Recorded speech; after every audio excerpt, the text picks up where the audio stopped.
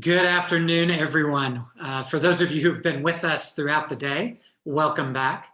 For those of you who are just joining us for the first time today, welcome. We're excited to have you here. When we started today, one of the things that I mentioned was that one of the dominant themes of this whole event is human dignity. And we talked about the fact that all the practitioners, all the social entrepreneurs participating in today's event believe that each individual has an inherent dignity and that each individual is worthy of respect, protection, and care.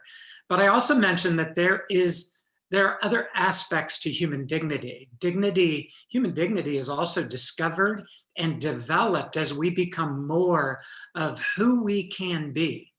And I think this next speaker, in terms of his approach to how to address poverty, how to respect the poor, is very much in line with what we talked about early on with regard to human dignity.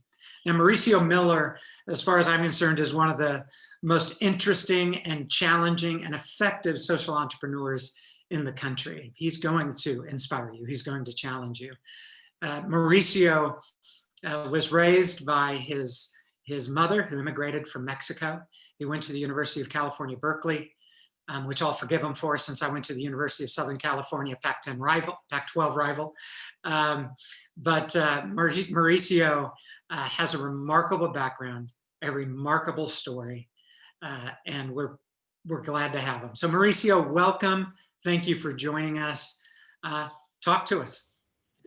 Okay, well, thank you so much. I'm really honored to be with all of you. I really appreciate it. I'm going to share my screen and I'll take you a little bit. I think what was alluded to is the fact that my work is heavily influenced by my experience growing up. And so you're going to hear kind of back and forth about me and my family, and then how the work has really been impacted by those experiences. So here I'm going to share the screen. And let's see how it goes. So are we seeing the entire screen, or are you seeing the display screen? We're seeing the right screen. Oh, great. Okay, so really happy we do that. Anyway, so what I'm going to talk to you about is what is often called, at least from my end, the alternative. And within that what we've tried to do is actually demonstrate how the alternatives principles, which is really a set of principles, how if you incorporate those principles into your work actually brings about the kind of respect and dignity that I think Randy was kind of alluding to in the introduction. I was raised, hold on one second, there. So this is me when I was 9 or 10, and my mother. And, you know, when we immigrated from Mexico to San Jose, California, my mother, you know, she had a third grade education, but she had learned bookkeeping on her own. She was really good at math. She had so many skills, but the way people saw her is they saw her as this Mexican immigrant with a third grade education. My sister, who was about 7 years older than me, she put us in good schools, but my sister got involved with this guy who got her pregnant at 16, took her out of the house, and was abusive. It was devastating to my mother for that to happen. And because of those things, because of both her background, her ethnicity, and whatever, people basically either looked down on my mother or felt sorry for my mother. And, you know, it was actually really upsetting to her, because the way she should have been seen is sort of what's up right now, which is that she was able to, even though they wouldn't educate women in Mexico very much at that particular point, she learned math and bookkeeping. She was really good designer. She would work really hard. She was much more resourceful than I am. She was talented. She was able to get me into college. We by chance ended up at Berkeley, which then we start learning what a more privileged world is like. And you know, she was making sure that her daughter and my sister would be taken care of by me. So there was this family responsibility. And the dilemma she found is that she had all these talents, she had all these contributions, like so many immigrants that have come to America from the very beginning. There were so many things that she wanted to contribute, both to grow our life, but to actually contribute to growing this country. And yet, because of the stereotypes and the barriers she felt, that she was not able to live up to what she really could contribute. And so it was like, could I get my kids really that opportunity? Well, obviously my sister, which was dragged off by this abusive guy to Syracuse, New York, there wasn't that kind of connection. But I was able to then see the struggle that my mother and my older sister were going through. But also I lived in really poor neighborhoods, and we were able to see then the experience of others. And one of the biggest stereotypes that she had to face, and she would say, it's this lack of respect, the fact that people automatically see me as a charity case, or they see me as somebody taking jobs from them, that that automatic response from people keeps them from looking at what I'm good at. And she would say that all these programs and whatever that were there to help, pretty paternal. She said they take my pride away. And really what she wanted is to keep her pride. She was willing to work. And that the stereotype, however, then put her in this thing of somehow she was helpless. And what I can tell you is in the United States, and then this is actually, the stats aren't globally, but it is globally, that people are not just stuck in poverty and staying there and trying to get welfare and trying to sit on it. But there is the stereotype that somehow or other these people are stuck, that it's a whole generation of people that are stuck. And yet, what we know and what actually the census studies have shown actually I went back all the way to 2000, is that a very small percentage in the United States actually stay under the poverty level for more than 3 or 4 years, that the average stay is just a few months. And so what ends up happening is that, yes, something goes wrong and you're in poverty. So you're under that red line that's on the left-hand side here. And you're in poverty, but the thing is that people don't stay there generally. What ends up happening is people, and my family went back and forth. So, if my mother's car broke down, she had to put all her money in that. All of a sudden, we weren't earning enough for our expenses, or she lost her job or whatever. And then we were back under poverty. And then she'd get a new job or a little bit of a raise or whatever. And then she would switch to the other side, and we'd be above the poverty line at that point in time. And so the issue that we have in the United States, and in many ways, I'll talk a little bit about globally, is that we have in our heads this issue of that there is no mobility. The fact is there is mobility, but it's very limited. It is basically that what we have is populations, and it's not just the United States, that actually struggle and work really hard. They strive. And they are able to get above the poverty line the way we draw it, because we get to define, we in the privileged class get to define what is poverty line, what's extreme poverty. So my mother was able to get above the poverty line, but as soon as there was an illness and she had to stay home to take care of me or whatever, then she might lose her job and we were back below the poverty line. What ended up happening that I noticed also is that when my mother wanted to get ahead, so if we look, and I'm not sure if you can see I don't think you can see the arrow from my pointer, but if you look at the lines that are going up, that if you take any of those lines, if my mother was one of those, what she would do is she would notice friends that actually were getting ahead. Oh, they got a job at this kind of business, or they were able to get their kid into some kind of program that maybe was like helping them a lot, that she would then mimic what other families would do. And this issue of social signaling is really important for the alternative that I'm really trying to explain to you. So the issue in the United States, and then I'll go globally, is that people are not stuck. They actually strive. The problem is once you become working poor, above that poverty line, once you're working poor, almost all the resources and benefits and support systems disappear. So you have to be really poor, you have to be under poverty line. That's when people will help you.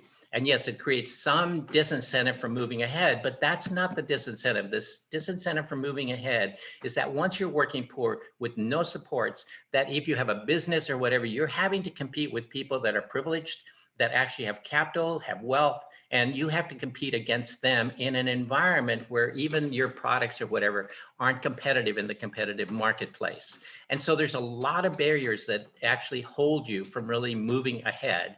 And they are often systemic. And this is when we start getting into some of the issues around systemic racism and whatever. So for us, in terms of, or for me in particular, watching my mother, watching our friends, that one of the things that I had to do is that and my mother sort of told me is like, there was so many things that were going wrong in our family, especially with my sister, that she basically instructed me that I was supposed to not let that happen to other families. And I'm still trying to live up to that one challenge that she made me. I think I was about 11 years old when she said that, you know, you can't let this continue to happen to our family and other families. So one of the things that I had learned is that I felt that I could join the nonprofit sector, the war on poverty, and I did that. And once I was there, I started noticing that the programs that I ran either were trying to make poverty tolerable, and that there were very few of my programs that I was running in a nonprofit that helped families make poverty escapable. And my mother was not in the United States to live in tolerable poverty. Almost nobody, we didn't know anybody wanted to live in tolerable poverty. If there was a chance to escape and really build independent lives, that's what really everybody wanted. So the issue was, how come there aren't programs really for making poverty escapable? So I ran social services for about 20 years. I guess we were considered successful. President Clinton invited me to the State of the Union address in '99 to honor my programs. At the same time, when I had already realized I wouldn't bring my own family, my nephew and nieces that were struggling sometimes with drugs, with bipolar, with homelessness, I wouldn't bring them through my own programs. I knew now that I was middle income, that the system for middle and upper income families, that of choosing who your provider is and what you do, that choice then was a way of controlling my life, and that system worked much better than all the special programs that I was being honored for by President Clinton. That if I wouldn't bring my own family through my own programs, why in the hell was I bringing anybody else? So that became the issue.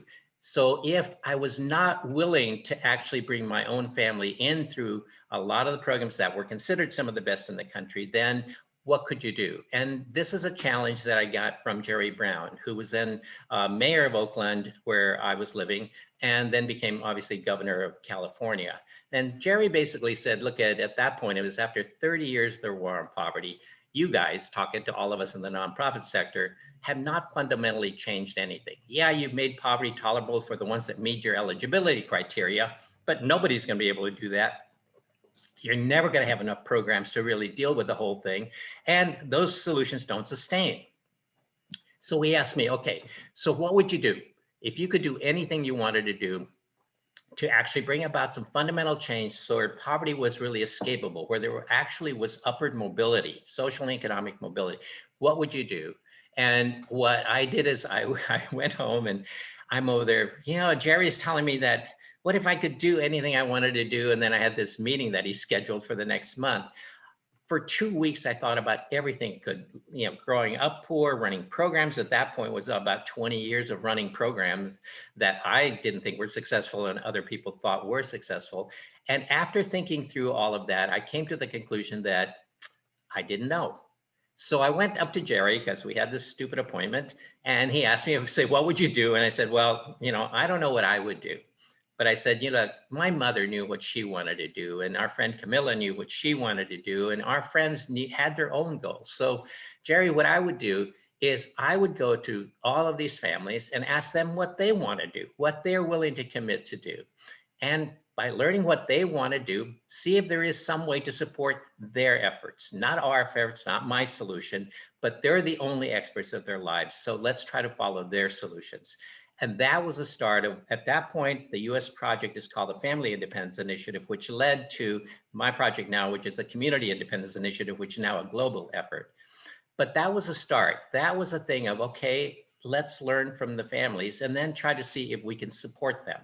Because almost everybody wants to be actually is independent, to escape poverty. And so we were going to get more solutions from them than all of these workshops you go of, how are you supposed to be innovative? How is the Princeton graduate going to be innovative? All of those things.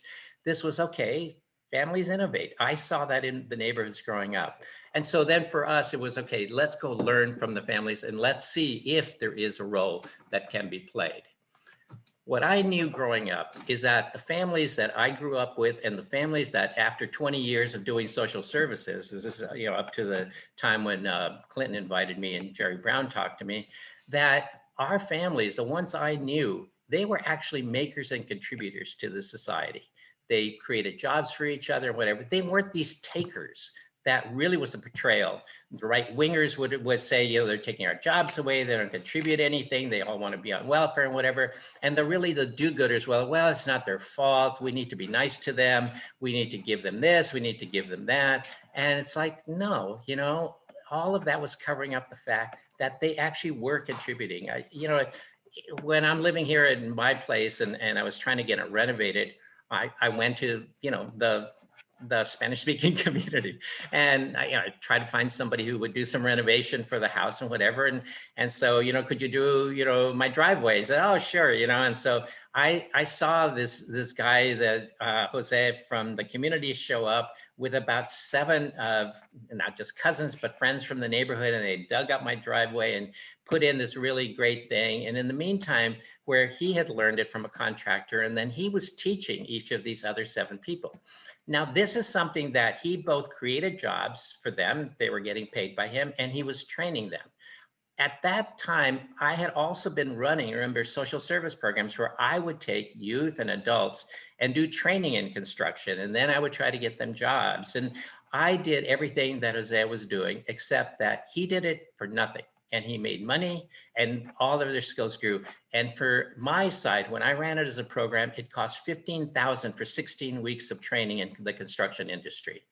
And I'm looking at that and say, well, you know, what Jose's doing is just much more efficient and effective than, and he's, you know, he's actually creating long-term jobs. And now, after about 6 years, he is now a licensed electrician that is now starting contracting. So, you know, essentially it's like, you know, that talent is really there. Is there some way of actually surfacing that? So we start realizing, and actually realize in a better fashion and a much more scalable fashion, what are the contributions that actually people can make on their own and for each other? And it was the each other piece, because I knew that that was something that my mother was very, very conscious about. And I knew that historically, this is the way. There was no war on poverty when, you know, the Irish came from the potato famines, when the Jewish escaped from Nazi Germany. There was no war on poverty when the Chinese were brought here to build the railroads and whatever. And yet, without, again, education or whatever, you start seeing entire Black townships right after slavery. There were at least 10 or a dozen in Oklahoma, including, I think we talked about Juneteenth, that was an effort that was burned down. It was a Black township in Tulsa, Oklahoma. And they actually had, like, I just saw a documentary, 40 restaurants, barbershops. They had their own banks. That it was like an amazing thing. And this is how people helped each other and came together. Same thing in the Chinatowns, the barn raising, the Amish. You've seen this before there was a war on poverty. And this reliance on us as the next war on poverty or whatever, it wasn't done that way. It was actually done through self-help and a village, a people working together and helping each other to move forward. And that's what the alternative is really about. How do we recognize that? So then, if that capacity is there in these communities, what is the role of the nonprofit and all the professional do-gooders? And that's my network. You know, I've been doing this kind of work, nonprofit anti-poverty work now for over 40 years, after just starting with my service programs and then through Jerry Brown. But what I have come to the conclusion is that there is a role for us. There is a role for professional social workers. I had 120 staff before, and employment specialists, but they're only useful in a crisis. That on the regular day-to-day struggle, which everybody thinks, okay, because of scarcity, it is difficult struggle when you're poor and you don't have anything.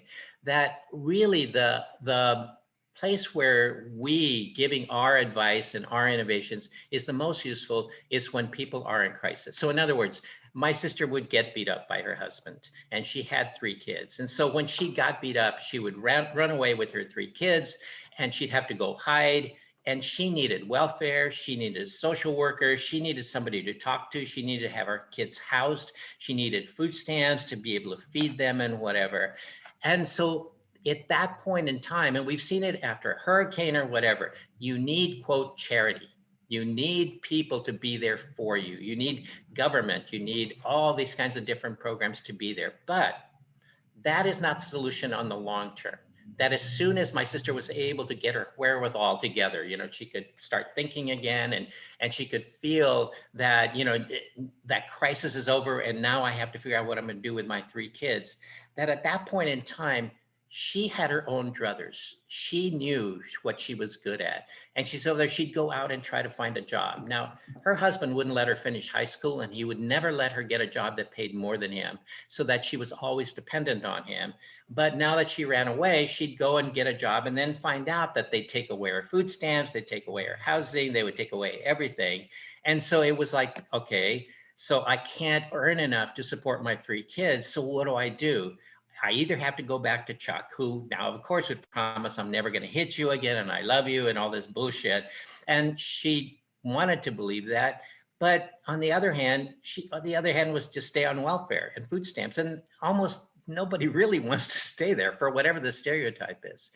And so it would ultimately be, well, okay, maybe that we can make it work this time. She'd go back to him. And then 6 months later, he would be really frustrated because what he was trying to work on, and it is really stressful when you don't have money. As something went wrong, he'd beat her up again, and we were back in the cycle. Finally, because he'd also threatened to kill her, she had to escape and leave her kids with him because she couldn't there was never enough opportunity for her to get over the stereotypes and all of the facts she didn't have. People couldn't see her for her talent. And so she left her kids in order to escape not being killed by this guy. And again, she was limited in terms of opportunities. And ultimately, she was able to get her life together and try to get her kids back. But it was a very, very difficult journey. And it just seemed to me that both my mother, who ultimately I lost because her healthcare costs were going to be too great, and rather than her health needs actually using up all our money, she took her own life. It was the only way that the money and whatever I was earning could be left for, her daughter and her kids. And so for me, this is a really serious issue. And for me, it is really about, there has to be a way for us to recognize and grow the kind of talent I saw in my mother and my sister and Camilla, our best friend, and all our neighbors. And that's what the alternative is about. That what we need to do is not just look at the needs and feel sorry for people, whatever. The fact is, we actually need to look at what is the right thing that everybody does. And I can tell you, people have 2 sides. They can show you their weaknesses, and rich people have weaknesses, and you see that every day. Poor people do too. But they also have strengths. And what we don't have is a system that looks for those strengths. And that's what we have to really do, is find out what are the strengths. Instead, what we have is a system that basically is a separate and unequal system. My mother didn't come here for special programs. None of our friends did that. They came here because they wanted to participate as equals.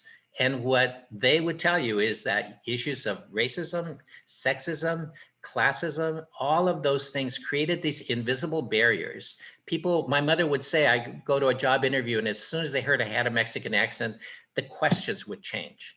And so she forbade us from speaking Spanish so she could get rid of her accent. These were the types of barriers that were really there. The system for people that are privileged, once I went through Berkeley, I realized there is a very different system for those of us that actually are in social status that actually is more privileged.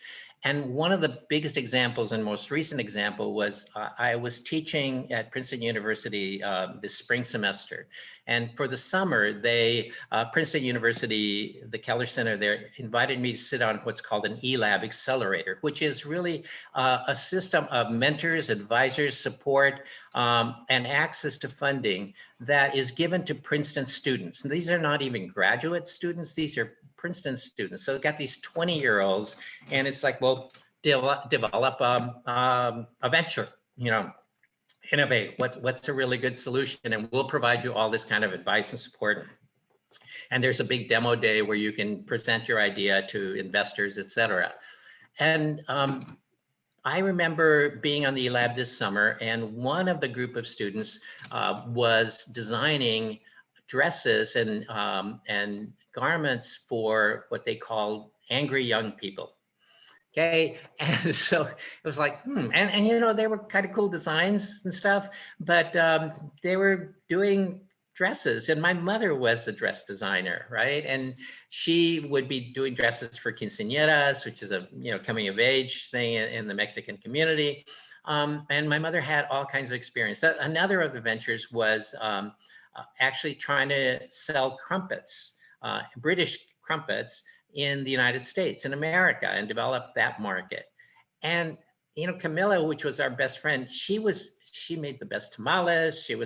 She did some catering, whatever. So I'm looking at these 20-year-olds developing these businesses that my mother and our best friend actually had much more experience in doing, and they already had a customer base and whatever. And yet these Princeton students were getting all this support. I mean, I'm still on the Lab Advisory Committee for this next summer, right? So it was fascinating because it wasn't that all of us from Princeton that were advising them felt that these are great ventures or whatever. The reason we were there is that Princeton graduates, just the same thing as Berkeley, whatever, they are considered the ones that are going to contribute to society. They may not even be contributing now. They may be a drain on society now.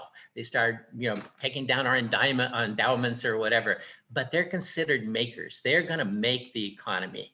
And that attitude about these privileged kids does not exist for my mother and the Camillas and our friends. It just does not exist. Those families that have more experience as entrepreneurs, including Jose, who's now an electrician, aren't seen as makers or contributors to society, where these 20-year-olds are and people in privileged status are. But they should be. And if we actually treated them closer, not even the same, as these Princeton students are treated, and we gave them access the way the Princeton students are giving, then somehow or other, imagine what they could contribute. This is 5 billion to 6 billion people of the world that are treated as charity cases, most of which are entrepreneurs, because that's the only way they survive. What if there really was an investment system and a support system that paralleled what we do for these elite students from elite institutions or that are in a privileged class or whatever?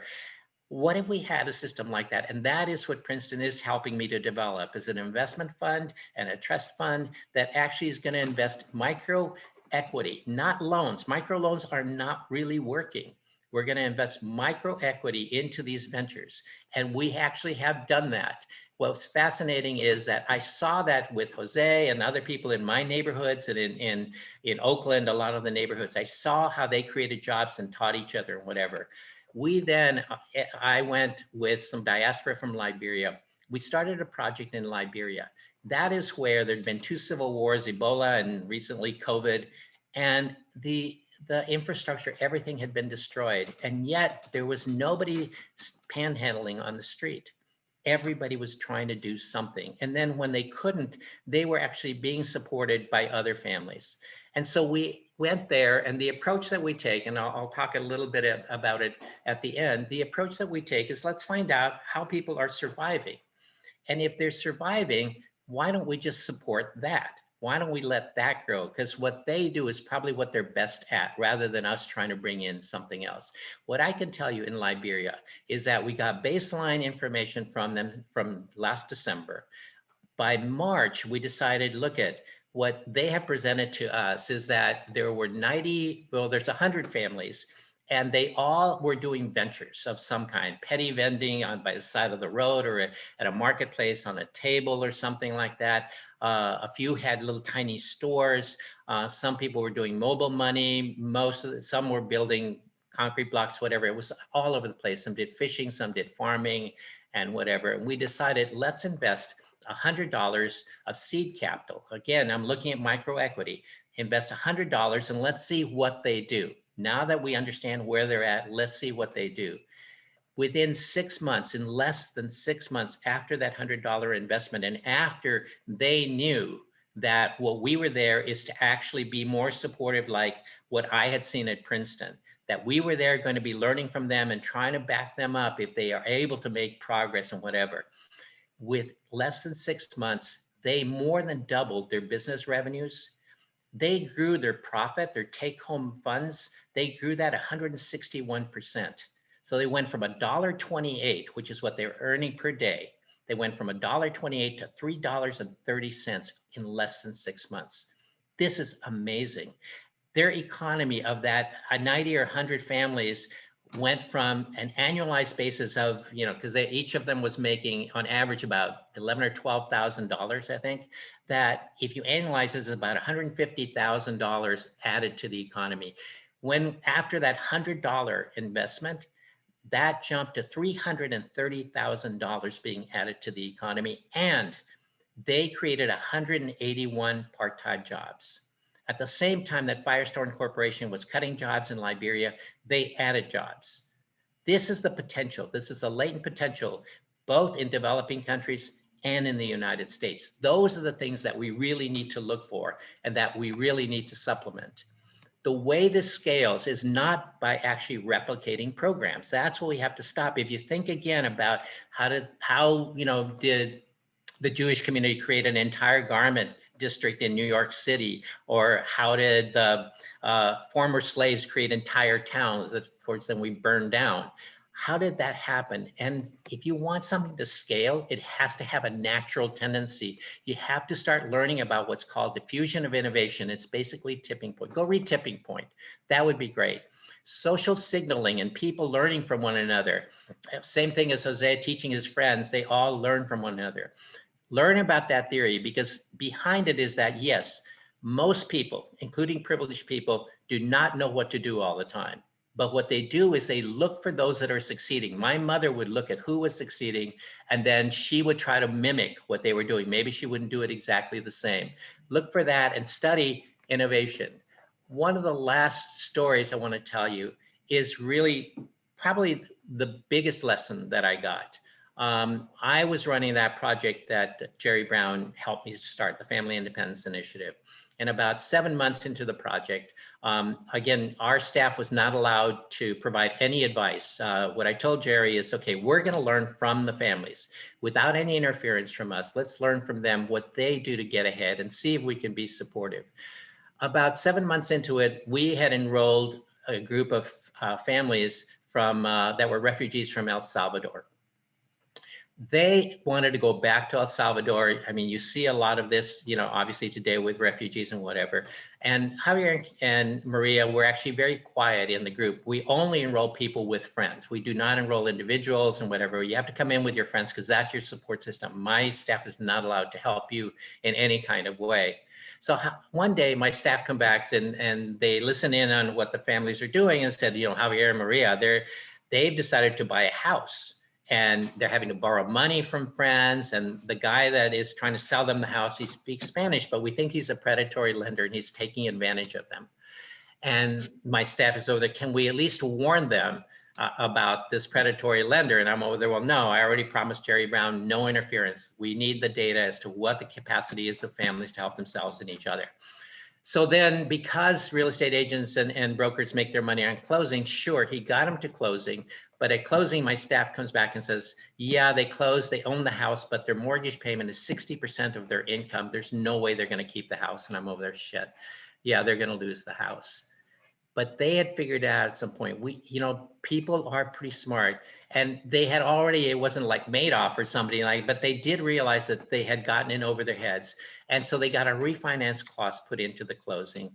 They then went to all the families that had borrowed money from, basically had those families help them retile it, repaint it, re-landscape the house, got the valuation up.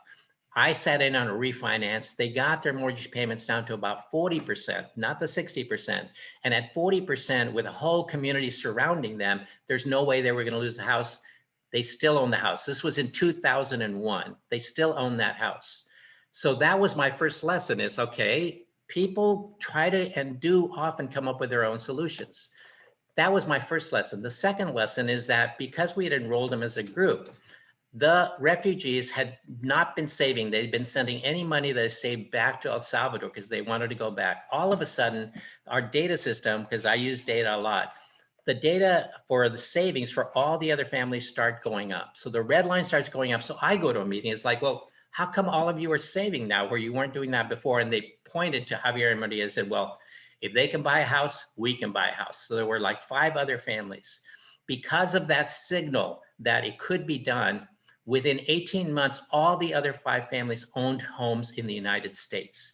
it was something that they didn't think could happen, but because they saw somebody ordinary, even with a screw up, that they never screwed up. So all owned homes in the United States. And then they told me there's a ripple effect. Then this is the whole thing of positive deviance and diffusion of innovation. Other families in the refugee community have seen us buy homes, and they're starting to buy homes. And so I thought, well, that's really cool.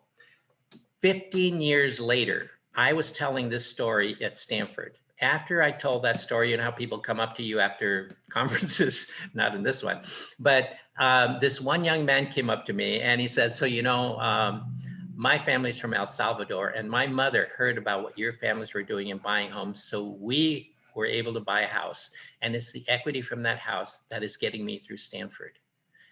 That was the most satisfying piece. By staying out of the way and by just acknowledging that they could come up with a solution, they had basically influenced a generation in terms of what the potential was. That is what's really happening, that can happen if, again, we're able to stay out of the way and learn and be supportive of solutions people come up for themselves. So I'm gonna stop there and see if there's any questions, and I can share other things depending on the questions. Mauricio, thank you so much. That is a powerful message. And there are so many things that stood out as you were speaking. This whole idea of people not moving to America for tolerable poverty. People want to actually escape it.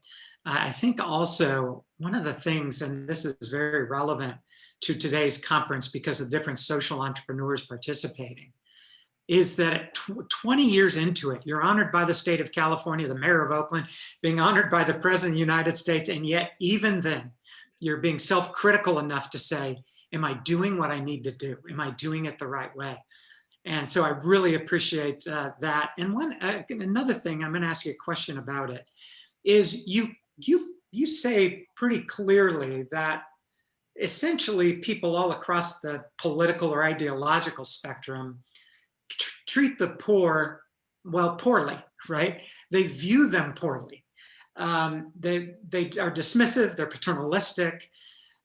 You're doing something to really change the mindset as far as that goes. This idea that rather than, you know, defining people based on their deficits, you're defining them based on strengths.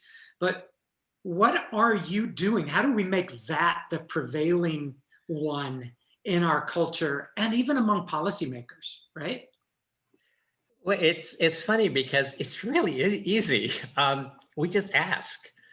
You know, the thing is that we're asking the wrong questions. If you're running programs or whatever, you'll generally go into these, and that's what I did for 20 years. Remember, I ran social programs for 20 years. And in order to get funding, because the funders are a problem, in order to get funding, I had to find out what was wrong with the families.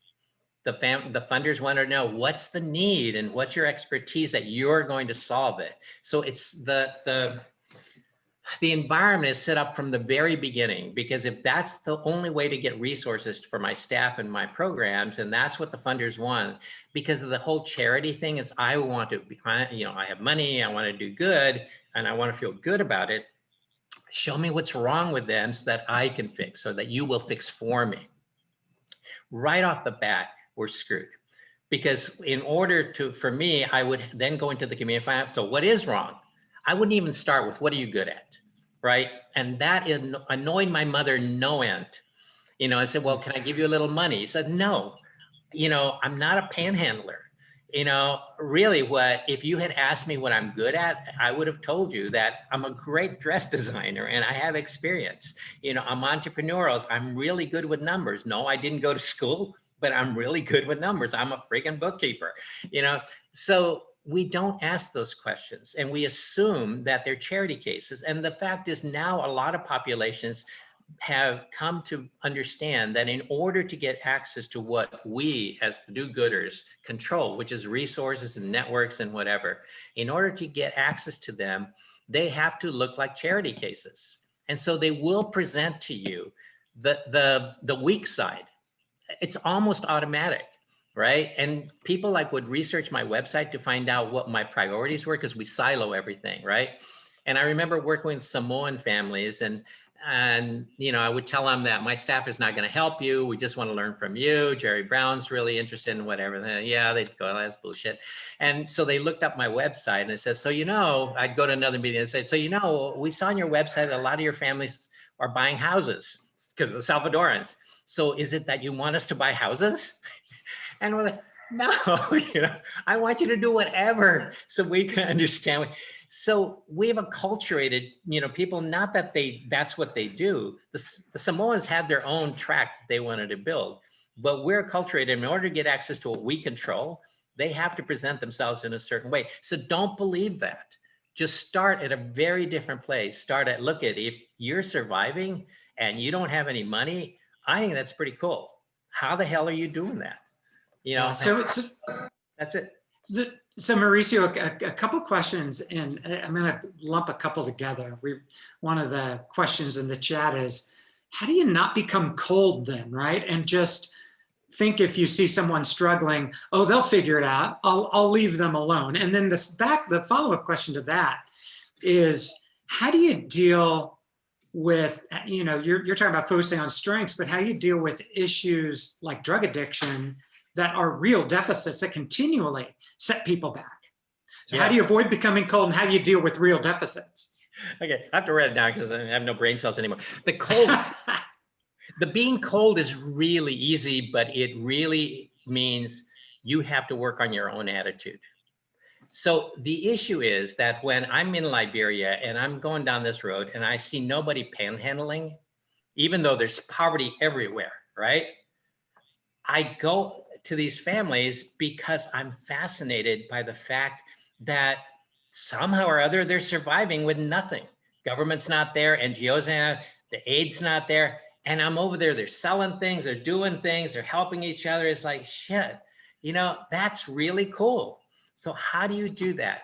And when you very honestly believe that it is amazing to get by, you know, when there is no wealth behind you, when you honestly believe that and you portray that you are fascinated by that, you're not cold, you're not seeing, God, everybody's like so welcoming when we go to these places because we're over there, you have to teach us. Obviously you've come up with something. So essentially, you know, so on the drug addiction piece, it's sort of the same type of thing. It's like, well, what should I do? Because, you know, drugs and everything else. And my nephew would come. Actually, my nephew's a really good experience on that because he was on drugs and he would show up at my doorstep and it's like, well, you know, I was kind of with the Hells Angels for a little bit and the police raided and I almost got killed and I have to clean and whatever. And before that, he would come to me and my nieces. So we had a lot of problems in our family. I would give them my solutions, you know, well, I know the drug rehab program and I'll help you with this and I'll pay for that and whatever. And this last time when he came in with about the Hells Angels, it's like, okay, I've already gone through this with you. And so, you know, he wanted again help and I'm over there. So, you know, what I've learned is all I've been doing is enabling you, that you continue to do what you do. Right. And then every time you don't get clean, you blame it on me because I'm the one that directed what to do. So I'm over there this time. You got to go find your own drug rehab program. You got to commit to it. And if it's something that you have done all the work for, yes, I'll back you some on that. But if you fail, it's your fault. Okay. It's your responsibility. That was the first time he got clean because he's the one that did the work. That's what we look for with these families. Not what you say. What are you doing? And when you show me that, then that's when I'm going to be with you. And people will show you the positive side if you actually challenge them to do that. Right. Mauricio, another question we received is, what is the solution for people who do not have the social capital, the social circles in their communities? We often talk about poverty ultimately being a relational issue, right? It's broken relationships with the community, with family members. What do you do when people don't have those social circles? These are like great questions because this is what I've dealt with for the last 20 years trying to do this. So it's kind of fascinating. I told you that in quote, the demonstrations that we do, we will only enroll people if they come in with a bunch of their friends. So I'd go into the Oakland neighborhoods and I'm over there. So, you know, you heard about this project. We're gonna, basically, we pay them a small amount for their time to teach us. And so they're okay, that sounds kind of cool. It says, well, but you can only enroll if you find, 3 or 4 other friends. And so they're over there, and I would always get this thing of, but I don't have any friends.